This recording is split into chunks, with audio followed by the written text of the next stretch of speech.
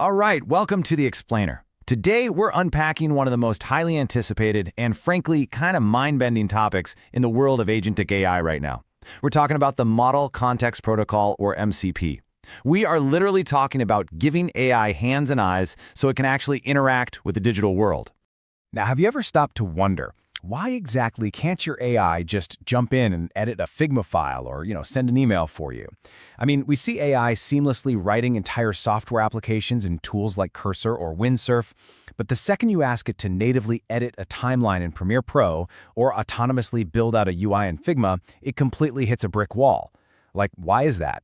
Well, this brings us to what we call the action gap. There's this stark contrast between what large language models can and cannot do. At their core, they're basically just fantastic text prediction engines, right? They can predict the next word brilliantly, write essays, analyze massive blocks of code, all that good stuff.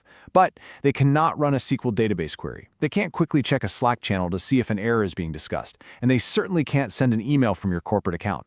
They're essentially trapped inside a text box, completely unable to actively interact with the real world. Okay, let's dive into this. Here is our roadmap to unlocking these missing capabilities today. We're going to cover 1. The AI action gap, 2. What MCP actually is, 3. How it works under the hood, 4. MCP versus RAG, and finally, security and deployment. Let's get into it. Starting off with Section 1, the AI action gap and the integration problem. To really pinpoint the fundamental bottleneck developers have been slamming their heads against, we have to look at the N times M problem. Before now, connecting AI to the real world was just a messy reality. If you wanted an AI model, say Claude or ChatGPT, to talk to GitHub, you had to write a custom, vendor-specific integration. Want it to talk to Slack? Boom, another custom integration. Want to use a totally different AI model for those exact same tools? You literally have to build them all over again. Every new tool or database needed a unique connection for every different AI model, resulting in this endless, unscalable web of custom APIs. Which brings us to Section 2. What is MCP? The universal standard. So, to solve this absolute integration nightmare, Anthropic introduced the Model Context Protocol, or MCP, in November 2024. Now, what is it? It's an open standard that provides a secure, standardized language for LLMs to communicate with external data and services. And I want to be very clear here. MCP is not a standalone piece of software. It's not an app you download. Much like HTTPS is a standard protocol for the web, MCP is just a set of rules. It's a standardized protocol for AI. It basically gives the AI a universal grammar to use external capabilities. This quote honestly brilliantly illustrates the concept. MCP is the USB-C port for AI. I absolutely love this analogy from Google Cloud.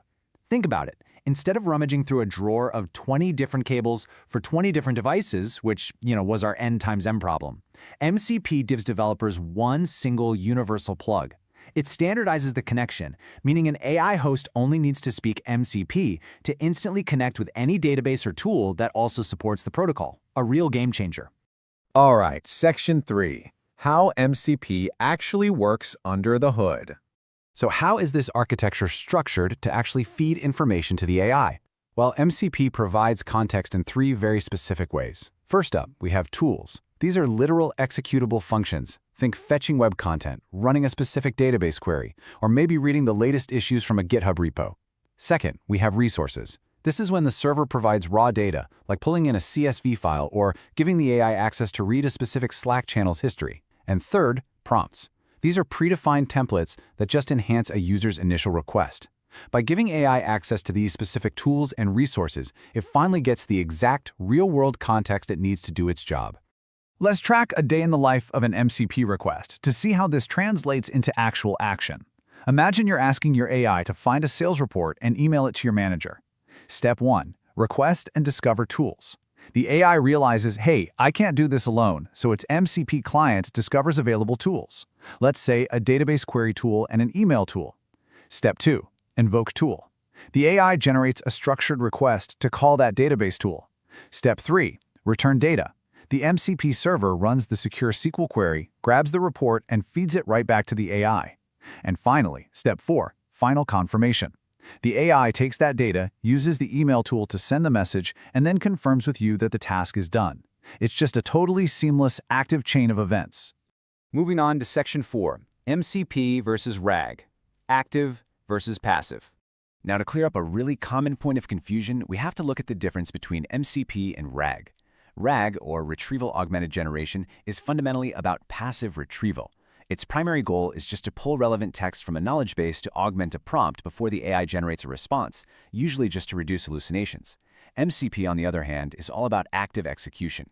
Its mechanism allows the AI to actively invoke external functions, generate structured calls to use tools, and take real actions in the real world, like booking a flight or updating a CRM. Basically, RAG retrieves information, MCP interacts with systems. Finally, Section 5, Security and Deployment, Safe AI Actions. Of course, there is a vital catch to all of this. Because MCP allows AI to take potentially destructive real-world actions, having human-in-the-loop authorization is absolutely crucial. The key security principles here are built entirely around this. First, user consent and control. Users absolutely must clearly agree to what data is being shared. Second, strict data privacy and access controls to prevent any leaks. Third, tool safety. We have to prevent unauthorized code execution, so users actually have to approve a tool before it runs. And finally, secure output handling to stop web application attacks. The takeaway here? You, the user, are always the gatekeeper of what the AI is allowed to touch. When it comes to deploying these servers securely, developers have two main strategies for the transport layer. First, local servers. These are incredibly fast and highly secure because the data literally never leaves your machine. They use standard input/output or STIDIO. This is ideal for when your AI needs to read your local files or work in your IDE. On the flip side, we have remote servers, which use server-sent events or SSE. These are scalable and perfect for when your AI needs to connect to public web APIs like fetching weather data or accessing shared enterprise services. Basically, you choose the architecture based on where the data actually lives. Which brings us to our final question for you. What external tool are you going to connect to your AI first? Because MCP is an open standard, a massive open-source ecosystem is already being built as we speak. We are entering an era where anyone can build an MCP server to connect AI to their favorite software, literally just like creating a custom plugin. It's an incredibly exciting time for developers and users alike, and the possibilities are honestly endless. Well, I hope this explainer has given you a solid grasp of how the Model Context Protocol works and why it's such a massive leap forward for AI. Thanks for joining me on this deep dive. Keep learning and keep building.